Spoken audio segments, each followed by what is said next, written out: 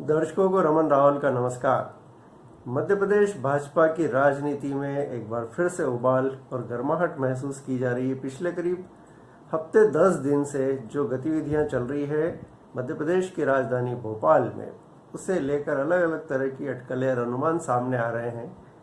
हाल ही में जो मेल मुलाकातों का दौर चला था, वो कैलाश विजयवर्गीय, नरोत्तम मिश्रा जो गृह मंत्री हैं, प्रभात झा जो पूर्व अध्यक्ष रहे हैं, इसी के साथ में सुहास भगत जो प्रदेश के संगठन महामंत्री हैं, उनके साथ में मेल मुलाकातें होती रही। मध्य प्रदेश के संगठन प्रभारी शिव प्रकाश भी भोपाल आना हुआ, उनके साथ भी मुलाकातें हुई। फिर कैलाश जी दिल्ली गए, वहां मिले प्रहलाद पटेल से, नरेंद्र सिंह तोमर से।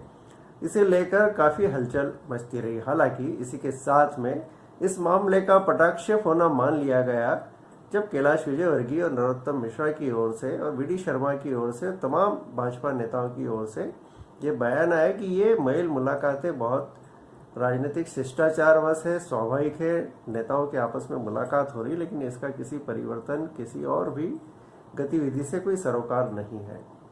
इसी बीच में ज्योतिरादित्य सिंधिया को लेकर फिर से खबरें दौड़ पड़ी।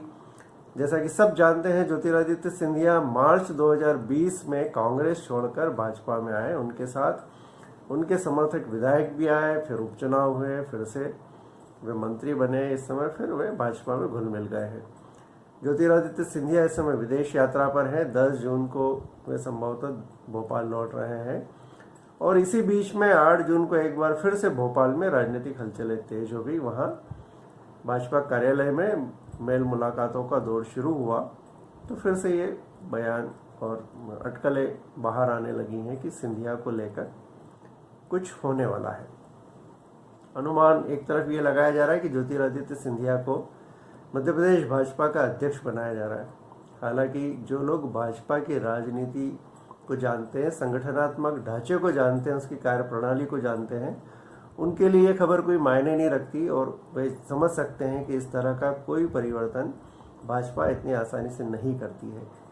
ज्योतिरादित्य सिंधिया 1 वर्ष पहले ही भाजपा में आए हैं, इसलिए संगठन की जिम्मेदारी उनको दे दी जाए, इसके आसार तो कतई नहीं लगते हैं। भाजपा को नज़दीक से जानने वाले और भाजपा में लंबे समय से राजनीति कर रहे, संगठन का काम देख रहे लोगों के साथ भी जब चर्चा हुई तो उन्होंने इन संभावनाओं का खंडन किया। हालांकि एक बात तय है कि राज्यसभा सदस्य बनाए जाने के बाद से ज्योतिरादित्य सिंधिया को लेकर ये खबरें जरूर आती रही हैं कि वे केंद्रीय मंत्री बनाए जा सकते हैं। अगर देखा जाए तो मध्य प्रदेश में कांग्रेस की सरकार को गिराकर भाजपा की सरकार बनाने का श्रेय ज्योतिरादित्य सिंधिया और उनके साथ आए उनके समर्थक विधायकों को जाता है। इस नाते जब राज्यसभा में भेज दिए गए हैं और वहां पर मंत्रिमंडल का विस्तार, फेरबदल होने की संभावनाएं जताई जा रही है, वो कभी भी हो सकता है। तो ऐसा लगता है कि ज्योतिरादित्य सिंधिया को अगर भाजपा में कहीं समायोजित करने की बात आएगी पद के तौर पर, तो वो मंत्री पद हो सकता है।